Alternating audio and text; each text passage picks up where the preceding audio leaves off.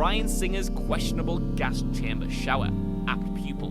Bryan Singer's 1998 psychological thriller Apt Pupil features a sequence where 16-year-old high school student Todd Bowden imagines his showering classmates as Jewish prisoners in the gas chamber at a concentration camp. Wait, hang on, what the hell is this film about again? 2 weeks after the scene was filmed in California's Elliott Middle School, a 14-year-old extra filed a lawsuit claiming he was told to strip naked for the scene and refused to do so.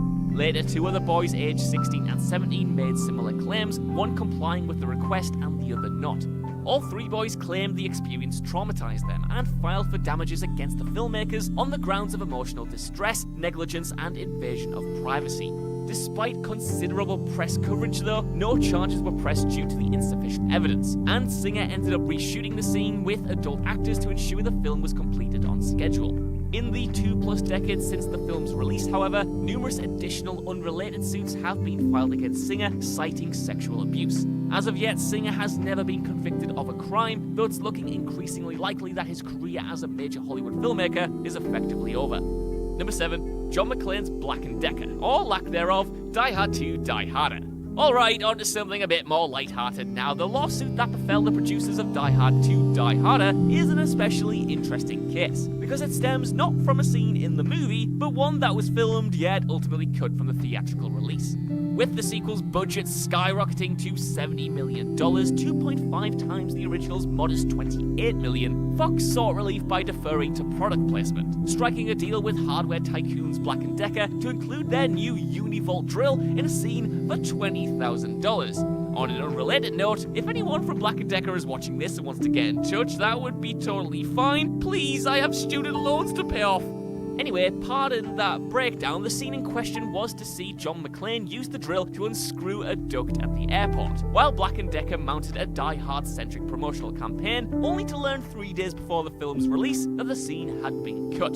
The company sued for $150,000 in damages, citing a quote loss of credibility, despite never actually paying the production the stated $20,000 in the first place.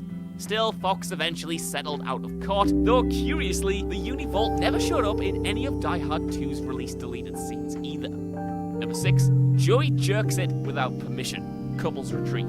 You'd be forgiven for forgetting that 2009's critically panned rom-com Couples Retreat even exists. Yet a scene in which Jon Favreau's Joey masturbates using a pamphlet featuring former model Irina Krupnik resulted in legal action against the film. Krupnik filed a $10 million misappropriation of likeness invasion of privacy suit, claiming that while she signed a release on the picture a decade prior, for which she was paid $1,500, she never agreed to the quote, quasi-pornographic context in which the image was used. Hilariously, the suit went into needlessly specific detail about the scene, fixating on Favreau's weight in the misplaced interest of context. The judge threw the suit out and she received diddly squat for her efforts. Number 5. Microwave defamation drama, American Hustle. Movie lawsuits don't get much weirder or more unexpected than this. In addition to receiving 10 Oscar nominations, David O. Russell's American Hustle was slapped with a lawsuit due to a scene in which Rosalind Rosenfeld tells her husband Irving that she read an article by Paul Brodeur claiming that microwaves, or as she calls them, science ovens, remove the nutrition from food. Brodeur, a former science writer for The New Yorker, has published books on the apparent dangers of microwave radiation, yet sued the film's production for misappropriating Rosalind's claim to him because he never once suggested that microwaves reduce the nutrition of food. Brodeur's delicious. Number 4. The Killer's Familiar Mask, Happy Death Day. Earlier this year, Universal was sued on the grounds that the Happy Death Day horror movies supposedly stole the distinctive design for the Killer's Mask, based on the mascot of the movie's fictional high school from the New Orleans Pelicans' mascot, King Cake Baby. The creator of the mascot, Jonathan Berticelli, sued Universal citing that they used the likeness without permission, seeking not only half of the existing profits from both current films, but 50% of all future proceeds as well. The lawsuit is still ongoing, though opinion is sharply divided in the court of social media. Some see the resemblance as uncanny, while others believe the cherub-like design isn't inherently original enough to warrant legal action. Let me know what you think down in the comments, because to me, it's pretty striking, isn't it? Number 3. Jerry Heller's defaming and copyright infringing depiction, Straight Outta Compton. It was only inevitable that a film as incendiary as NWA biopic Straight Outta Compton would receive its fair share of legal interest from the parties depicted, but none more so than the group's former manager, Jerry Heller.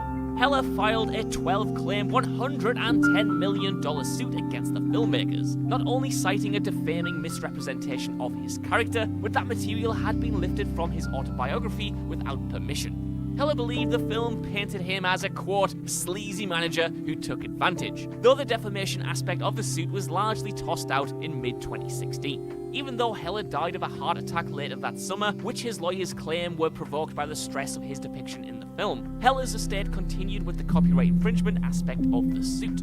Late last year, though, a judge dismissed it on the grounds that Heller's estate failed to establish his partial authorship of the film's screenplay. Number 2. Stu's Tattoo, The Hangover Part 2. The Hangover Part 2 has received several lawsuits over the past few years, including an injured stuntman settling out of court and Louis Vuitton unsuccessfully suing for the inclusion of a fake handbag in one scene, but none proved more bizarre than the legal kerfuffle over a tattoo. There's a hilarious scene in the final film where Stu wakes up with Mike Tyson's distinctive tattoo plastered across the side of his face, prompting the tattoo artist who originally created the ink for Tyson, S. Victor Whitmill, to sue the production. Whitmill claimed that the design was copyrighted, and that Warner Brothers never sought permission to use it, while the studio fired back that a tattoo, as residing permanently on a human's face, could not be subject to conventional copyright law. Whitmill's outlandish request to prevent the film's release was rejected, while Warner Brothers made provisions to digitally alter Stu's tattoo if the lawsuit ended unfavorably for them. In the end, Warner Brothers settled with Whitmill for an undisclosed sum. And as silly as the suit might sound on paper, Whitmill had a point considering how extensively Stu's inked-up face was featured in the movie's trailers and posters, and that the comedic context was in large part authored by Whitmill's design. Number 1. A prologue gone wrong leaves an actress's face scarred. Ghostland. 2018 indie horror film Ghostland was hit with a lawsuit following an on-set accident while shooting the movie's prologue sequence. 19-year-old actress Taylor Hickson, who played a young version of the character Vera, had her face disfigured while filming a scene where her character was banging on a glass window. After being instructed to pound harder on the glass by director Pascal Laugier, it shattered and she fell through the window pane, resulting in Hickson being rushed to hospital and receiving 70 stitches, leaving her with permanent facial scarring. Hickson sued the production in March 2018, citing lost work due to her injuries and claiming that the production company, unfortunately named Incident Productions, didn't take basic steps to create a safe set by using neither safety glass nor stunt doubles. To further worsen the film's already negative wave of PR, its insensitive marketing campaign featured the protagonist with a stylized, fractured face. The lawsuit is still ongoing, though given that this seems like an incredible